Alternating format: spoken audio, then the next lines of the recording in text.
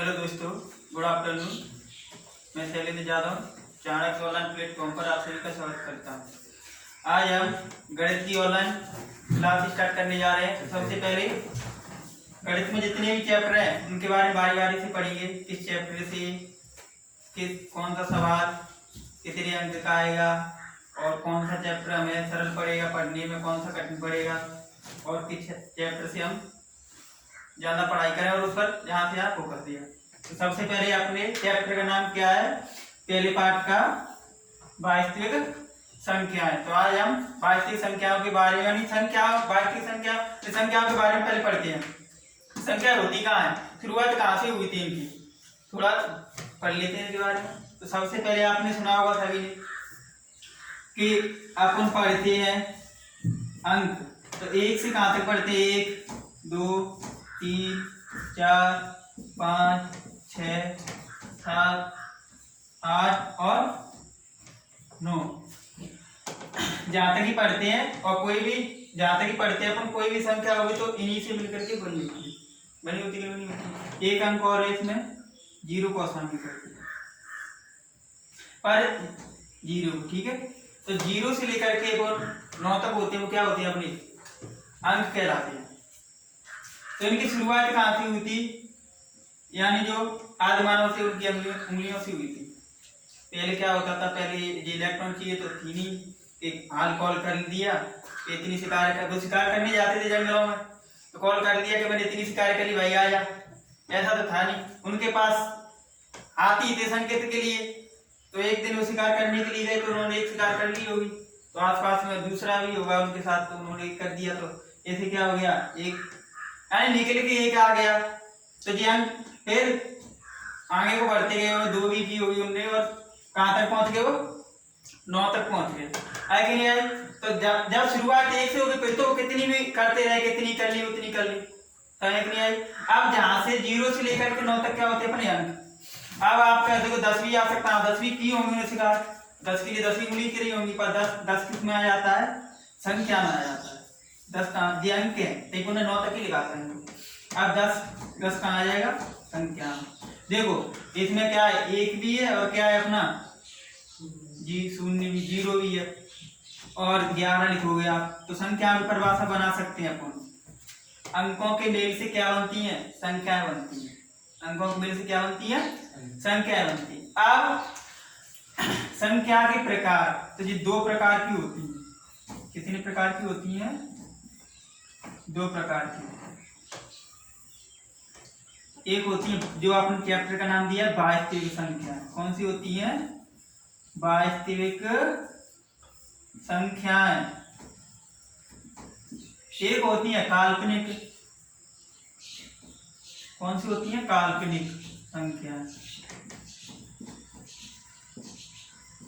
आप देखें वास्तविक संख्या 1 है, तो 1 का वास्तविक मान एक ही तो रहेगा। मान के तो अपन बाजार को गए, कोई एक पदार्थ है यानी कोई वस्तु लाए, तो उसको आप एक ही तो कहोगे।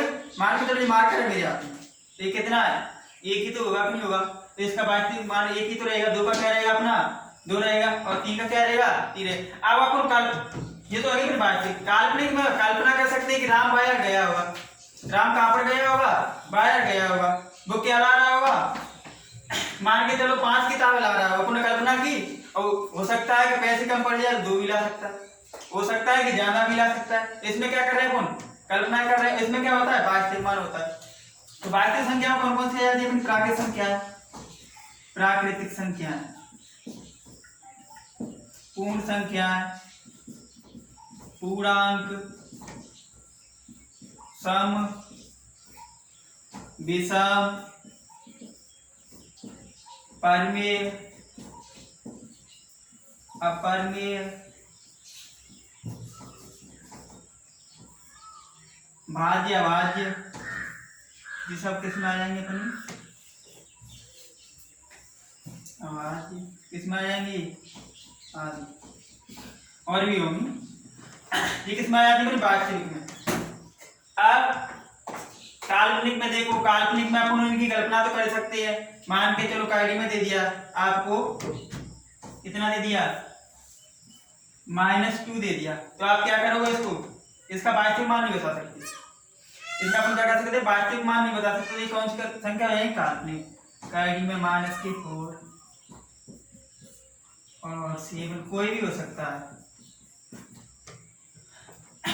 तो वास्तविक संख्या समझ आए, वे संख्या इनका वास्तविक रूप होता है, वे कौन सी कहलाती है, वास्तविक संख्या कहलाती है। और वे संख्याएं जिनकी हम कल्पना कर सकते हैं, वे कौन सी कहलाती हैं, अपनी काल्पनिक संख्या कहलाती है। अब ये वास्तविक संख्या में अपन क्या करते हैं, इनके बारे में थोड़ा थोड़ा पढ़ लेते हैं। प्राकृत संख्या है, और क्या है अपना पूर्ण संख्या है, और क्या है पूर्णांक है, सम विषम, इनके बारे में थोड़ा थोड़ा पढ़ लेते हैं। तो अब देखो सबसे पहले इसमें क्या आएगा अपना, अब अंक देखो, अंक कहां से होगा, 0 से लेकर कहां से होते हैं, 9 तक होते हैं। और इनका निर्माण कैसे हुआ है, आदमियों की उंगली के आधार पर। संख्या क्या होती है, अंकों से मिलकर के क्या बनती है, संख्या बनती है। समझ में आया कि नहीं आया। अब यहां से देखो सब दो अंक की अपन उठावे, 2 अंक की सबसे छोटी संख्या कौन सी हो जाएगी अपनी, 10 हो जाएगी। और 2 अंक की सबसे बड़ी संख्या कौन सी हो जाएगी अपनी, कौन सी हो जाएगी, 299 जाओगे आप, 99 हो जाएगी, नहीं हो जाएगी आदि। ऐसे यहाँ से क्वेश्चन बनता है। मान के चलो मैंने क्वेश्चन लिख दिया आपको 1 से, और जिस एक किसके अंतर्गत आती है, प्राकृतिक संख्या के अंतर्गत आती है, क्योंकि ये प्रकृति से प्राप्त हुई है। तो देखो अपन क्या देखते कैसे, अब एक हम लिखने का तरीका क्या है, एक क्या है, हम 0 लगा सकते हैं, तो एक संख्या बना दी कि नहीं बना दी हमने, तो क्या हो गया, ये संख्या के अंतर्गत आगे नहीं आ गया। तो अपन कह सबसे छोटी संख्या और सबसे बड़ी संख्या, तो छोटी क्या हो जाएगी अपनी 1, और सबसे बड़ी कौन ज्ञात नहीं कर सकते, अनडिफाइंड, क्यों ज्ञात नहीं कर सकते, कि चले आप गिनती रहो, आप गिनते रहोगे, आपकी आगे पीढ़ी आएगी वो भी गिनती रहेगी, कभी भी खत्म नहीं होने वाली है। तो गिनते रहोगे तो आप कभी पहुंचेंगे, तो वहां पर तो अपन उसको क्या देंगे, अनंत कहेंगे, क्या कहेंगे, अनडिफाइंड, यानी परिभाषित नहीं है। सही है कि नहीं आई। अब इसके बाद अंक समझ में आए, अंक कहां से, 0 से लेकर के 9 तक, और ये कहां से प्राप्त हुए, अपन को प्रकृति प्राप्त हुई, तो इनको प्राकृतिक भी कह सकते हैं अपन। इसके बाद अपन क्या करते हैं, प्राकृतिक, क्या लिखते हैं, प्राकृतिक संख्याएं। अब देखो इनकी परिभाषा ऐसे बनती है, वे संख्याएं जिनका प्रयोग हम वस्तुओं को गिनने में करते हैं, प्राकृतिक संख्याएं कहलाती हैं। जैसे मेरे पास क्या है, मार्कर है, तो ये वस्तु है क्या ना, हाँ क्या ना बोलो, है। तो ये कितनी है, 1 है, इसको गिनने में किया, और भी ले लो आप, या बोर्ड ले लिया, जी ले लिया, तो कितनी हो गई, 2 हो गई। तो जी कहां से स्टार्ट होती है, 1 से, 1 2, वस्तु तो कितनी ही हो सकती है, 3 4 5। आप गिनते रहोगे तो कहां तक, यानी गिनती खत्म नहीं होगी। तो अपन क्या कर सकते हैं, प्राकृतिक संख्या 1 से स्टार्ट होकर कहां तक जाती है, अनंत तक। अब जहां से अगर क्वेश्चन बने, सबसे छोटी प्राकृतिक संख्या क्या हो जाएगी, सबसे छोटी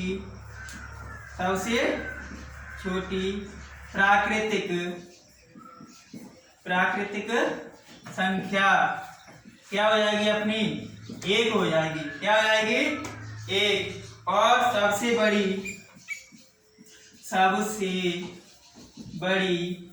प्राकृतिक संख्या क्या हो जाएगी, अपन इसको ज्ञात नहीं कर सकते। बताओ कर सकते हैं, नहीं कर सकते, ज्ञात नहीं कर सकते।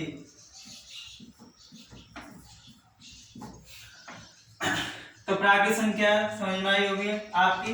देखो इसकी परिभाषा क्या बनती है, वे संख्याएं जिनका प्रयोग हम वस्तुओं को गिनने में करते हैं, क्या कहलाती हैं, प्राकृतिक संख्याएं कहलाती हैं। कहां से स्टार्ट होती हैं, वस्तु तो एक भी हो सकती है, 1 2 3 4 5 6 अनंत तक। सबसे छोटी क्या हो सकती है अपनी 1, तो सबसे बड़ी हम ज्ञात नहीं कर सकते। इसके बाद प्राकृतिक की पढ़ लेते हैं अपन, इसके बाद तो इनके बारे में डिटेल से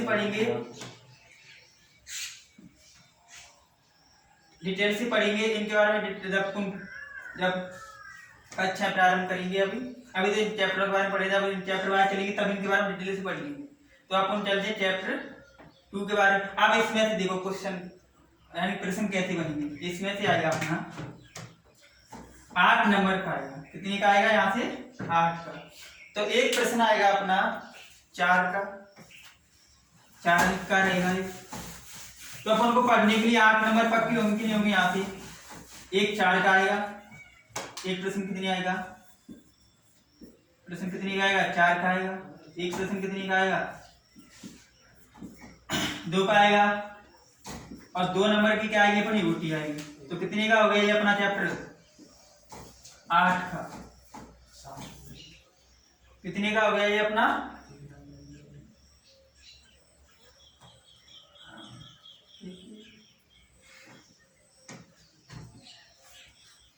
इससे 7 नंबर का आता है, एक की रोटी आएगी अपनी। इसके बाद चलते हैं अपन बहुपद।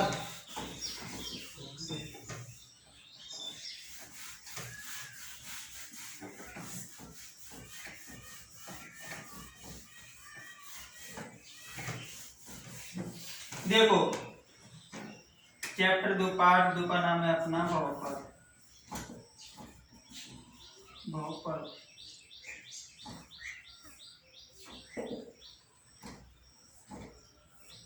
देखो इसके नाम से समझ में आ रहा है बहुपद।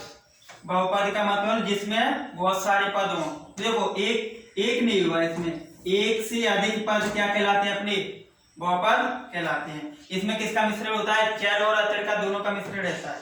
किसका रहता है, चर और अचर। जैसे आपने लिख दिया ax + kb = 0।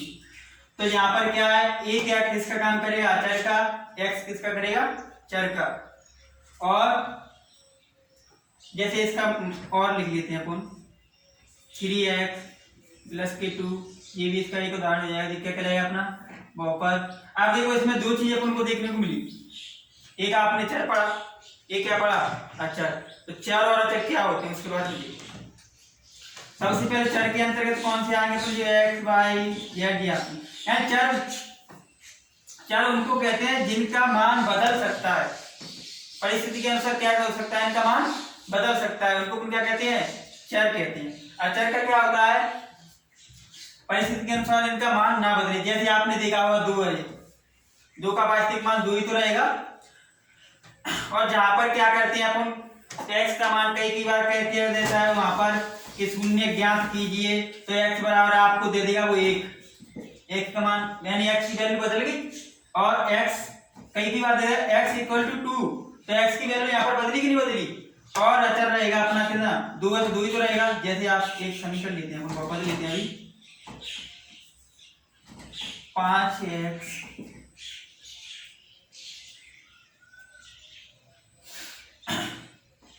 5x चलो पहले इसके बाद देखो रैखिक बहुपद कौन सा होता है। देखो चर यानी अचर का मान बदलता नहीं है, चर का मान क्या हो जाता है अपना बदल जाता है। अपन पढ़ेंगे रैखिक बहुपद के बारे में, तब बाद में समझेंगे उसको कैसे आया। अब यार बहुपद चेंज होंगी तो समझेंगे। रैखिक में मतलब x की घात यानी कोई भी चर है उसकी घात 1 हो, उसको क्या बोलते हैं, रैखिक बहुपद। जैसे ax + kb, ये क्या हो जाएगा अपना रैखिक बहुपद हो जाएगा। द्विघाती बहुपद में क्या आएगा अपना, द्विघाती बहुपद में क्या आएगा अपना, द्विघाती बहुपद। द्विघाती बहुपद द्वि का मतलब क्या होगा, x या y हुई, उसका मान कितना होगा यहाँ पर 2। कितना होगा, इसकी घात का मान कितना होगा 2 + vx + kc। त्रिघाती बहुपद में क्या होगा अपना, त्रिघाती में क्या हो जाएगा, त्रिघाती बहुपद में क्या होगा, त्रिघाती बहुपद में रहेगा अपना x की घात कितनी हो जाएगी यहाँ पर 3। कितनी हो जाएगी 3। और जहाँ पर ऐसे भी हो सकता है, और x भी हो सकता है, c भी हो सकता है, कुछ भी हो सकता है। चतुर्घाती बहुपद ऐसी आएंगे तो चलते जाओगे, इतनी चतुर्घात 4 घात हो जाएगी, पंचघाती में 5 हो जाएगी, षष्ठघाती में 6 जाएगी, सप्तमी में आप बढ़ते जाओगे। तो अपन को क्या चर और अचर देख रहे थे, उनके चर और अचर कैसे निकाल। देखो चर अभी मैंने बताया था कि चर होते हैं उनका मान बदल सकता है, जैसे x है। अभी मैंने आपको एक उदाहरण दिया था कि इसके शून्य ज्ञात करने हैं। मान के चलो हमने एक बहुपद ले लीजिए यहाँ पर बहुपद, ठीक है, एक बहुपद ले लिया हमने 5x² प्लस के 6x2 इक्वल टू 0। अब वो कहेगा कि इसके दो शून्य दिए गए हैं, दो शून्य का मतलब दो शून्य दिए गए हैं, दो शून्य दिए गए हैं। तो मान के चलो एक एक कितना दिया गया, एक दिया गया है, एक कितना दिया गया, दो दिया गया है। अब देखें यहां से, आप देखो जिस शून्य दो शून्य दिए तो अन्य शून्य किसके ज्ञात कीजिए। तो ये किसका काम करेंगे, एक्स का। तो पहले आप इस बहुपद में एक्स वाला कितना रखोगे, एक रखोगे कि नहीं रखोगे। फिर दूसरी कंडीशन में क्या रखोगे आप, एक्स बराबर 2 रखना पड़ेगा, क्योंकि वो कह रहा है क्वेश्चन में, क्योंकि दो शून्य किसके दिए गए हैं। तो अगर आप एक रखोगे तो भी एक्स का मान चेंज हुआ कि नहीं हुआ, दो रखा तो आपने क्या किया, एक्स का मान चेंज किया। यहाँ पर ये 2 है, इसको क्या बोलते हैं, अचर 2 का 2 रहेगा, इसमें कोई चेंज आ रहा है, नहीं आ रहा है। तो चर परिस्थिति के अनुसार चर में बदलाव हो सकता है और अचर का वास्तविक मान बदलता नहीं है, इसका वास्तविक मान बदल सकता है। इसकी डिटेल बाद में पढ़ेंगे अपन। इसमें तो देखते हैं कितने अंक के प्रश्न पूछ लिया हो, ये देखते हैं। तो इसमें से आएगा अपना एक प्रश्न आएगा अपना 2 नंबर का, एक प्रश्न आएगा अपना 4 का, और 2 अंक की आएंगे अपनी ओटी, 2 की क्या आएंगे अपनी ओटी। तो कुल मिला के कितने का हो गया, एंड कुल टोटल अंक कितने पूछेगा वो 8। तो पहले चैप्टर से 7 पूछ रहा था और इससे कितने पूछेगा वो 2। तो इसको अपन गहराई से भी पढ़ेंगे इसको और डिटेल से भी पढ़ेंगे और अच्छी तैयारी करेंगे, तो फोकस रखेंगे, क्योंकि इसमें 8 और 7 कितने नंबर हो रहे हैं, 15 नंबर हो गए अपने। कितने हो गए, दोनों चैप्टरों से 15 हो जाएंगे, 15 हो जाएंगे। तो 15 तो बहुत नंबर है दोनों चैप्टर। और इसमें 4-4 सवाल दिए गए हैं एक एक प्रश्नावली में, ज्यादा कुछ है नहीं। अब चलते हैं अपन चैप्टर 3। अब मैंने एक बात बताई थी आपको कि रैखिक समीकरण क्या होते हैं। इसमें रैखिक आएगा शब्द होगा, तो रैखिक में क्या होता है, एक्स हो चाहे वाई हो, उनकी पावर कितनी होती है, हमेशा 1 होती है। द्विघाती में कितनी होती है, 2। त्रिघाती में कितनी होती है, 3। और ऐसी आगे को चलती रहेंगी, 4 आए तो चतुर्थघाती कहलाएगा। चैप्टर 3 पे आएंगे अपन, इससे देखते हैं क्या होता है। इसका नाम है अपना 2 चर वाले रैखिक समीकरण। तो रैखिक से आपको याद आ गया होगा कि चर होगा, उसकी अधिकतम घात कितनी लेंगे अपन, 1। अब देखो जी रैखिक समीकरण होता क्या है, वैसे आपके आपने समझते हैं कि आप कहते हो कि सोनू की, ऐसे तो पढ़ते आ रहे हैं, सोनू की आयु उसके पिता की आयु से 3 गुनी है। 4 वर्ष बाद उसकी आयु क्या हो जाएगी, उसकी आयु क्या हो जाएगी, 4 वर्ष बाद उससे 2 गुनी हो जाएगी, आधी हो जाएगी। तो ये किसके अंतर्गत आते हैं, रैखिक समीकरण। ऐसे अपन बाजार को गए, राम गया, राम स्टोर की दुकान पर गया, उसने 3 बल्ले खरीदे, ठीक है, और 4 गेंदें खरीदी। टोटल उसने खर्च किया 1600 रुपए। कितने किया, 1600। अब रियल पता चल जाता है। फिर क्या किया था उसने, फर्स्ट कंडीशन में गया था, उसके दोस्तों ने कहा यार ये पसंद नहीं है, ऐसा वैसा, तो द्वारा से चलते हैं, तो द्वारा के। अब वो कहता है कि जिन सोनू गया था, क्या कौन गया था, ये सोनू, ठीक है। अब उसके साथ उसका एक अटपटी दोस्त था दूसरा राम, उसने कहा कि मैं ले बाकी आता हूँ तेरे। अच्छा, तो पहले कितने लेके आ रहा था वो मान के चलते हैं अपन, 2 बल्ले, ठीक है, और प्लस में 4 गेंद, ठीक है। रामू ने कहा कि ये मेरी पसंद की नहीं है, दूसरा लेके आते हैं। उसने कहा कि चलो ठीक है, तो उसने 2 बल्ले खरीदे, ठीक है, और रामू ने कहा कि 2 बल्ले ले लेते हैं अपन और 6 गेंदें ले लेते हैं, ठीक है, 6 क्या ले लेते हैं अपन, 2 क्या ले लेते हैं अपन, 1 ले। तो टोटल उन्होंने किया 2400 रुपये। कितना किया? अब एक और दोस्त आ गया उनका खेलने के लिए शाम के लिए ग्राउंड में, श्याम ने पूछा कि भाई कल भी लाए थे आप इस बैट में तो भारी वजन लग रहा है, वो कल का बैट कहाँ गया? तो सोनू बोला कि रामू था, वो दोबारा से लेके मेरी पसंद का नहीं है, चलो अपन दूसरा लेते हैं। तो अब वो कहेंगे, फिर वो हिसाब लगाएगा कि कितनी खिलाए भाई, वो कहेगा कि इनको हम 16 से खिलाए थे दोनों को, और इनको हम कितनी खिलाए 2400। अब वो टोटल लगाएगा, उसके दिमाग में कैसे बैठे कि मैं इसका टोटल कैसे याद करूं? वो टोटल लगाएगा कि वो कहेगा कि मान के करते हैं, मान लेते हैं कि बल्ला का मूल्य क्या मान लेते हैं, एक बल्ला का मूल्य क्या मान लेते हैं अपन, एक बल्ला का मूल्य क्या मान लेते हैं अपन x, और गेंद का मूल्य क्या मान लेते हैं, गेंद का मूल्य मान लेते हैं y। तो क्या कहेगा, इसके ये बल्ला ही तो है, तो कितना हो जाएगा अपना 2x, यहाँ पर कितना हो जाएगा अपना प्लस 4y हो जाएगा, नहीं हो जाएगा 4y तो आएगा, क्योंकि गेंद की एक की क्या मानी अपन ने, y मानेगा वो, तो 4 की कितनी हो जाएगी 4y इक्वल टू कितना हो जाएगा अपना। अब देखो ये क्या बन गया अपना, 2 चर वाले रैखिक समीकरण पढ़े हैं, तो इसमें बताओ कितने चर दिख रहे हैं आपको, एक x दिख रहा है और एक क्या दिख रहा है y दिख रहा है, तो क्या बन गया अपना 2 चर वाला रैखिक समीकरण बन गया। क्या बन गया ये अपना 2 चर वाला रैखिक समीकरण बन गया। ठीक है, तो ऐसे ऐसे यूज करते हैं अपन इसको डेली में। डेली अगर मान के चलते हैं कि राम की आयु सोनू की आयु से कितनी गुनी है, 2 गुनी है, 5 वर्ष बाद उसकी आयु उससे घट जाएगी या बढ़ जाएगी, तो इस दो चर वाले रैखिक समीकरण को ऐसे यूज करते हैं। समझ आया कि नहीं आया? इससे देखते हैं अपन कितनी अंक का आएगा। सबसे पहले इससे आएगी अपनी 2 नंबर की कोटी आएगी, 6 का आएगा, तो कितनी का आएगा, कितने अंक का आएगा ये अपना, कितने अंक का आएगा 6 अंक का। एक क्या आएगा अपना प्रश्न आएगा इससे 4 अंक का, और ओटी आएंगी अपनी 2 अंक की, तो टोटल कितने अंक के आ गया अपना इससे 6 का। अब कई बच्चे क्या होंगे कि कहेंगे कि सर तो बकवास करने लगे, चैप्टर के बारे में पढ़ा रहे हैं, इतने में 2-3 सवाल।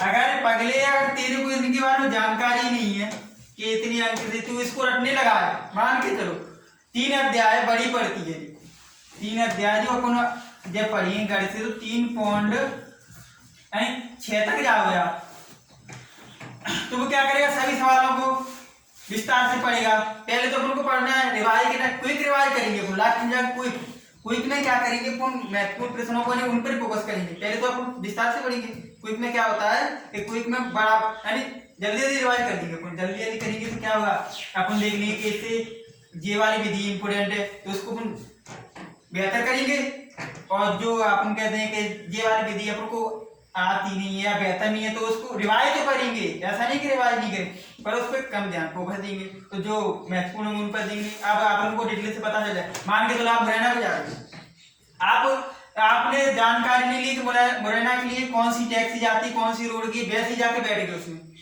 वैसे ही जाके बैठ गए, कोई लक्ष्य नहीं बनाया कि चलो मुरैना घूमने जाके, भाई साहब मुरैना चल दिए। अब उनको ये नहीं पता है कि हम मुरैना के लिए तो जा रहे हैं, पर मुरैना के लिए कहाँ से जाएंगे, कौन सी टैक्सी पकड़ेंगे और कितना किराया है इसका, बैठ गए और टैक्सी वाले से पूछा नहीं कि मुरैना कहाँ पर है, जाकर के वो कहाँ पहुंच गए, ग्वालियर पहुंचे।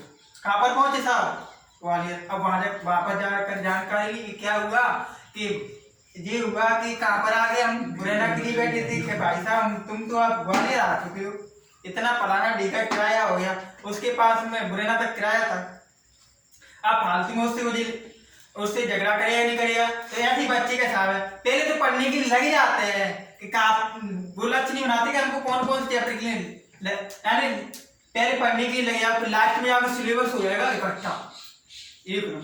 फिर क्या करेंगे, अब क्या करें, अब क्या करें, फिर क्या करेंगे कि फिर क्या करेंगे कि किस किस को याद करें, किस किस को पढ़िए, आराम बड़ी कीजिए तो मुझे के सोइए। अगर पहले लक्ष्य बना लेते वो कि हमको ये करना है, तो एक सीधी आती नहीं, वो पहले पूछ लेता कि मुरैना के लिए किस टेम्पो में बैठना है मेरे को, तो वो पहुंचा कॉलेज नहीं पहुंचा, तो पहले इसको पता चल जाएगा कि इतने से इतनी अंक आती है तो इतना ही तो लगाएगा वो, इसे ब्रोकर प्रस्ताव लगा लेगा, उसके 4 नंबर क्लियर हो गए। समझ में आया नहीं आया? तो इसके बाद रह के समीकरण के बारे में अपन ने पढ़ा था कि कैसे इसका यूज करते हैं, कैसे इसको बनाते हैं, क्या होता है कि नहीं आई? अब इससे अपन को पता चल गया, पहले चैप्टर से 7 का आ रहा था, सेकंड वाले से कितने का आ रहा था, 8 नंबर का आ रहा था, और थर्ड वाले से आ रहा था अपना 6 नंबर का। अब जाते हैं अपन द्विघाती समीकरण से, 4 अध्याय।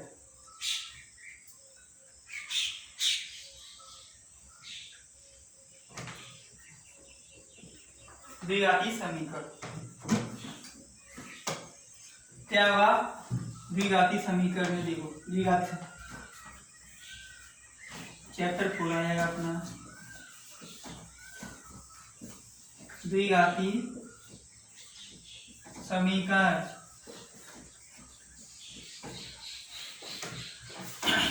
इससे अपना आएगा 6 नंबर का,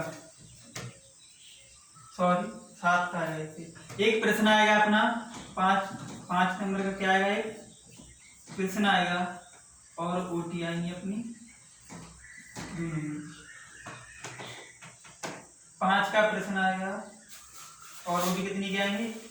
अब अपन को पता चल गया, मान के चलते हैं इससे 5 नंबर का आ रहा है, तो आप क्या करोगे, इसमें प्रश्न दिए होते हैं, एक आते लघुत्तरी दिया होता है, एक लघुत्तरी दिया होता है, एक दीर्घोत्तरी दिया होता है, ऐसे करके प्रश्न दिए होते हैं। तो अपन आते को यानी पहले से पढ़ लेंगे, जब कोई क्रियाएं करेंगे तो आते को लघुत्तरी तोड़ देंगे, तो दीर्घ में से तो आएगा 5 का, तो कुछ उन्हीं को तो अपन क्लियर करेंगे नहीं करेंगे। अब द्विघात समीकरण के बारे में चलते हैं, कैसे बनेगा, क्या होता है, क्या कंडीशन होती है। तो वैसे तो आपको समझ में आ गया हो गया कि द्विघाती, द्वि का मतलब क्या होता है, वह समीकरण जिसमें चर की अधिकतम घात कितनी हो गए, 2, तो वो क्या कहलाता है, द्विघाती समीकरण कहलाता है। वह समीकरण जिसमें चर की अधिकतम घात 2 हो तो क्या कहलाता है, वो द्विघाती समीकरण कहलाता है। अब जब x की पावर कितनी होगी, 2, तो देखो अपन 2 कैसे लाओगे, जब उसी संख्या का उसी से अपन गुणा कर देते हैं तो क्या आ जाता है, उसके हो जाता है उसका। तो इसमें क्या होगा, देखो इसमें देखो ऐसी गुणनफल कहेगा, मान के चलो राम है, राम आज मान के चलते हैं, राम हो गया आज 25 वर्ष का, कितनी का हो गया, 25 वर्ष का। इसका एक पुत्र है, क्या है, इसका एक पुत्र है, वो मान के चलो इससे कितना छोटा है, मान के चलते हैं 25 का है, तो मान के चलो इसको 35 का कर लेते हैं, तो इससे वो कितना छोटा है, 15 यानी 20 वर्ष छोटा है, कितना है, 20 वर्ष। ऐसे तो अब ये तो उन्हें पता है कि आप सामने लिख रहे हैं कि 20 वर्ष छोटा है, इसकी आयु 35 है। अब अगर इनका अपन मल्टीप्लाई करते हैं, दोनों का गुणनफल करते हैं, तो कितना आएगा, 0 आएगा, और इसका ऐसे करोगे तो कितना आएगा, 3 भी 0 आएगा, इसका ऐसे करोगे तो 6 में 1 जोड़ोगे तो कितना आएगा, 7, तो कितना हो जाएगा, 700।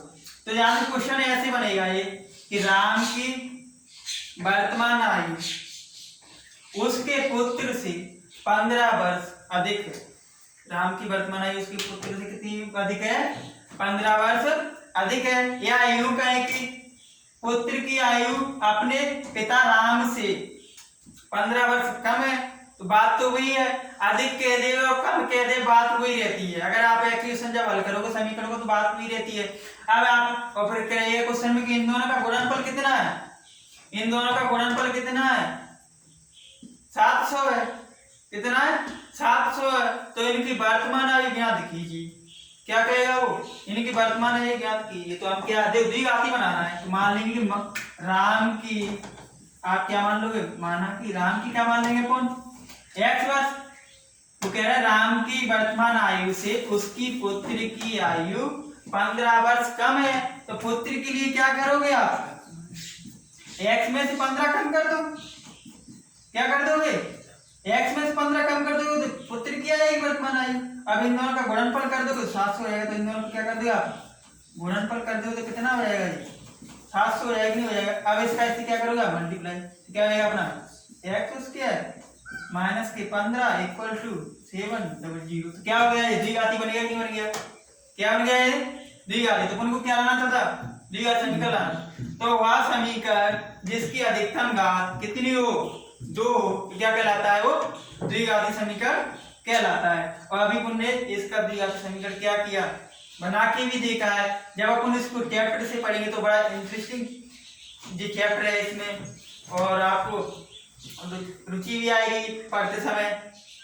यानी सीरीज आचार्य आती है इसमें, प्लस माइनस लेते हैं, कभी प्लस ले लेते हैं, कभी माइनस ले लेते हैं, और गुणनखंड विधि होते हैं, फैक्टराइजेशन, उससे बच्चे क्या है रुचि नहीं लेते हैं, सर हम तो गुणनखंड से नहीं करेंगे, कैसे करेंगे, श्रीधर आचार्य से करेंगे। तो श्रीधर आचार्य इसमें इंपोर्टेंट है, वहीं से क्वेश्चन बनता है इससे।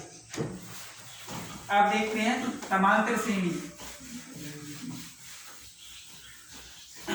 इसके बाद क्या आएगी अपनी, इसमें फिर 6 नंबर 7 का आ रहा था अपना समांतर श्रेणी आ जाएगा।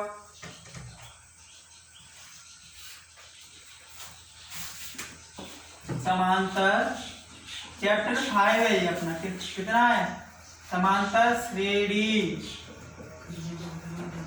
समांतर क्या होएगा, श्रेणी।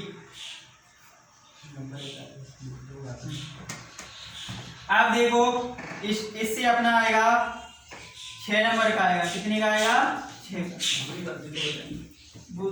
शुरू में कर, अब देखो 6 का आएगा तो इससे क्या बनेगा, एक तो बड़ा प्रश्न बनेगा